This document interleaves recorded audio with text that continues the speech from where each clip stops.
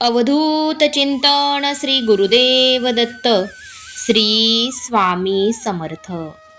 श्री स्वामी समर्थ. पाहून दुर्लक्ष करू नका.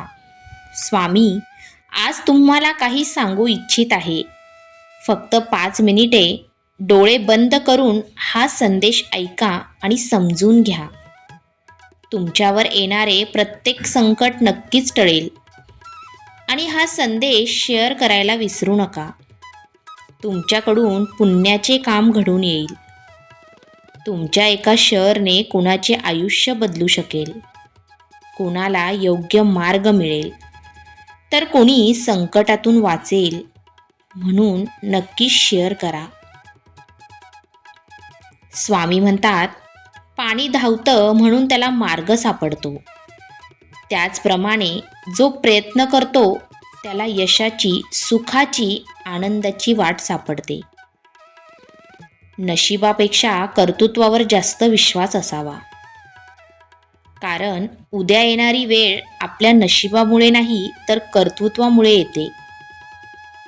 माझ्या बाळा, प्रत्येकाला इथे गर्व आहे. मी आहे तर सर्व आहे.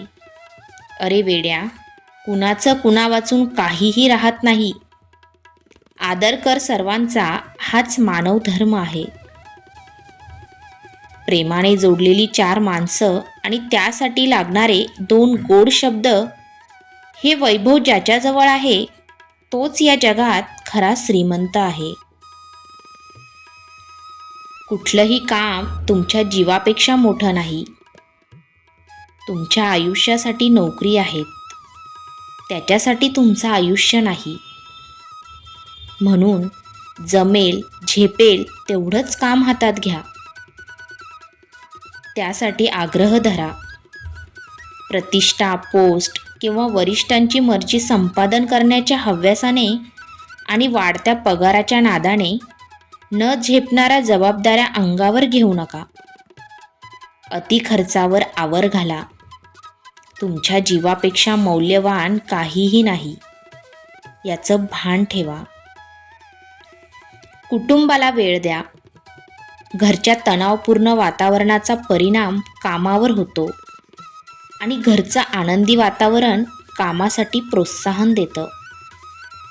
स्वतःवर स्वतःच मर्यादा घालून घ्या. ही भयानक स्पर्धा कधीही न संपणारी आहे. तुम्ही कुठे थांबायचं हे तुम्हीच ठरवा. कितीही ताण असला, कुठलीही परिस्थिती ओढावली तरी घरी नीट समजावून सांगा. तुमच्या जीवापेक्षा त्यांनाही अधिक काही नाही, याबद्दल खात्री बाळगा. ज्यांच्या सगळ्या आशा अपेक्षा तुमच्यावर आहेत ते आईवडील, जीवनभराच्या साथीची अपेक्षा करणारी बायको आणि त्यांना तुमचा हात धरून आपली चिमुकली पावले टाकायची आहेत ते चिमणे जीव, यांना तुमची नितांत गरज आहे, याची जाणीव ठेवा. त्यासाठी तुम्ही दीर्घ आयुष्य, स्वस्थ आणि आनंदी राहणं गरजेचं आहे. तणाव नियोजनासाठी तुमच्या आवडीनिवडी जपा. स्वतःसाठी थोडा तरी वेळ काढा.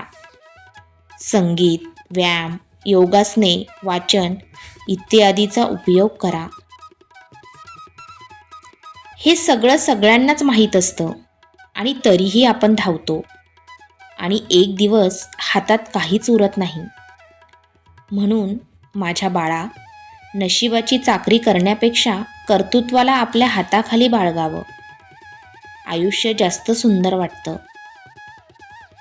भविष्याचे चित्र काढण्यापेक्षा वर्तमानातलं चित्र पूर्ण करावं. आयुष्य जास्त सुंदर वाटतं. कायमच मागण्या करण्यापेक्षा कधीतरी काहीतरी देऊन पाहावं. आयुष्य जास्त सुंदर वाटतं. आपल्याला कोण हवंय यापेक्षा आपण कोणाला हवे आहोत हे सुद्धा कधीतरी पाहावं. आयुष्य जास्त सुंदर वाटतं. आकाशातले तारे कधीच मोजून होत नाही. माणसाच्या गरजा कधीच संपत नाहीत. शक्य तेवढे तारे मोजून समाधानी राहावं. आयुष्य खूप आणि खूपच जास्त सुंदर वाटतं. जीवनात काम कर्म महत्त्वाचं आहेच, पण त्याबरोबर जीवनाचा आनंद घ्यायला शिका. आजचा दिवस उद्या नसेल. काळाची किंमत जाणून घ्या आणि प्रत्येक दिवसाचा पुरेपूर वापर करून घ्या. वेळ निघून गेल्यावरच वेळेची किंमत कळते आणि नंतर उरतो तो फक्त पश्चाताप. तुला वाटत असेल की तुझ्यावर पश्चाताप करण्याची वेळ नको यावी, तर आत्ताच सावध हो. काळाचे वेळेचे महत्त्व समजून घ्या. काळ हा सर्वश्रेष्ठ आहे. तुमचा एक एक सोन्यासारखा दिवस मोबाईल बघण्यामध्ये, इकडे तिकडे फिरण्यामध्ये आणि लोकांची निंदा करण्यामध्ये व झोपण्यामध्ये वाया घालू नका. एका दिवसाची किंमत जा त्याला विचारा जो मरणाच्या दारात उभा आहे, जो एक दिवस जास्त जगण्यासाठी तडफडत आहे. वेळी सावध व्हा. आज तुमच्याकडे ही वेळ आहे, उद्या नसेल. उद्या पश्चाताप होईल असं करू नका. आजची कामे उद्यावर टाळू नका. आयुष्यात जे करायचं आहे ते आजच करा, आत्ताच करा. कुणास ठाऊक उद्या तुम्हाला ही वेळ मिळेल का नाही ते. तुम्ही सहमत असाल तर आत्ताच आपल्या व्हिडिओला लाईक करा आणि होय स्वामी सहमत आहे टाईप करा. स्वामी म्हणतात, संकटात असताना तुम्हाला मठात येणे किंवा पोथी वाचन किंवा इतर धार्मिक विधी जमणार नाही, कारण तेव्हा तुमची मनस्थिती तशी नसते. कठीण प्रसंगात आणखीन दुःखी राहण्यापेक्षा जाता येता उठता बसता कोणत्याही अवस्थेत कोणत्याही ठिकाणी फक्त माझे नामस्मरण करा. तुझ्या प्रत्येक संकटात मी धावून येईल. माझ्यावर विश्वास ठेव.